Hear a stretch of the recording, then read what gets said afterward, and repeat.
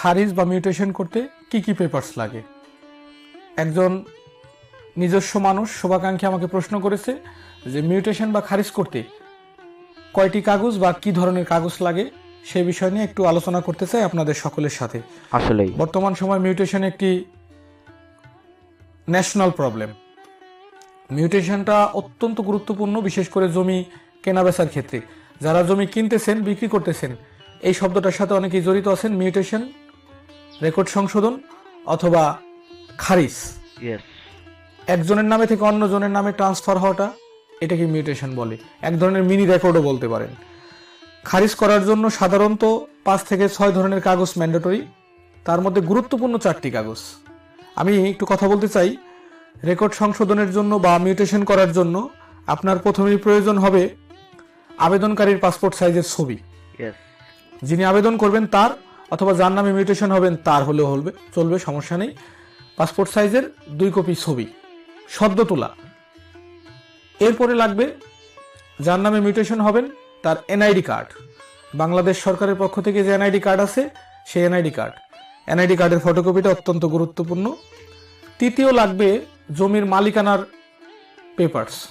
যদি আপনি ক্রয় সূত্রে মালিক হন, তার দলিল।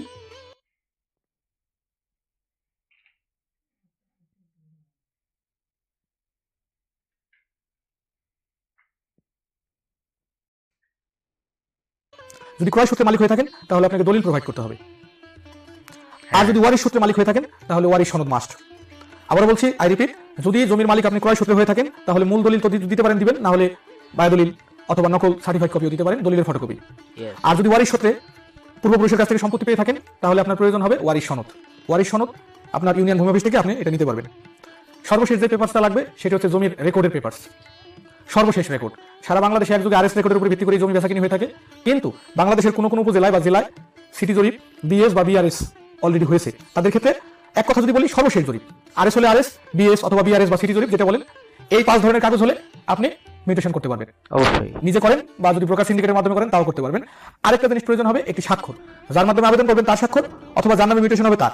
এখানে আবারও বলি, পাসপোর্ট সাইজের ছবিটা মাস্ট, এনআইডি কার্ডের ফটোকপি মাস্ট, ওয়ারিশ সনদ যদি রেকর্ড সূত্রে মালিক হয়ে থাকেন, আর যদি ক্রয় সূত্রে মালিক হয়ে থাকেন তাহলে মূল দলিল বা দলিলের ফটোকপি বা বায়া দলিল, নকল সার্টিফাইড কপি, যে কোনো একটা হলেই চলবে। এবং সর্বশেষ রেকর্ডের একটা ফটোকপি লাগবে, সেটা আরএস হোক, বিএস হোক, বিআরএস হোক বা সিটি জরিপ হোক। খারিজ করাটা যেহেতু জরুরি, তাই অতি দ্রুত অনতিবিলম্বে খারিজ করবেন। লক্ষ লক্ষ টাকা ব্যয় করে জমি কিনবেন, সেই জমির মিউটেশন থাকবে না, সেই জমি কিন্তু হাতছাড়া হয়ে যেতে পারে। ধরেন আপনি একজনের কাছ থেকে জমি কিনছেন 10 লক্ষ টাকা দিয়ে, আপনি এই জমিটা কিনে দলিল করে রেখে দিলেন, দখলও গেলেন না, খারিজও করলেন না। এই জমি চাইলে পূর্বের মালিক আরো কোনো জায়গায় বিক্রি করতে পারবে গোপনীয়ভাবে। এবং যদি এটা হয়ে যায় তাহলে আপনার সম্পদও গেল, টাকাও গেল। এই জন্য জমি কেনার পরে যারা ল্যান্ড এক্সপার্ট আছেন, ভূমি বিশেষজ্ঞ যারা আছেন, তারা বলেন খারিজ অত্যন্ত জরুরি। দলিলের চেয়েও গুরুত্বপূর্ণ একটা পার্ট অনেকে মনে করেন মিউটেশন। দলিলটা গুরুত্বপূর্ণ, এটা নাম্বার 1 থাকলো। সেকেন্ড পজিশনে যদি বলেন তাহলে মিউটেশন মাস্ট করতেই হবে। তো আমি আজকে আপনাদের সাথে আলোচনা করলাম খারিজ করতে কি কি পেপারস লাগে এবং কি কি করতে হবে, এই বিষয়ে অনেকগুলো কথাই বললাম। যদি ধন্যবাদ সকলকে, সঙ্গে থাকবেন। আশা করি নেক্সট ভিডিও পাবেন এবং ভালো লাগলে চ্যানেলটি সাবস্ক্রাইব করে রাখবেন। ধন্যবাদ সকলকে।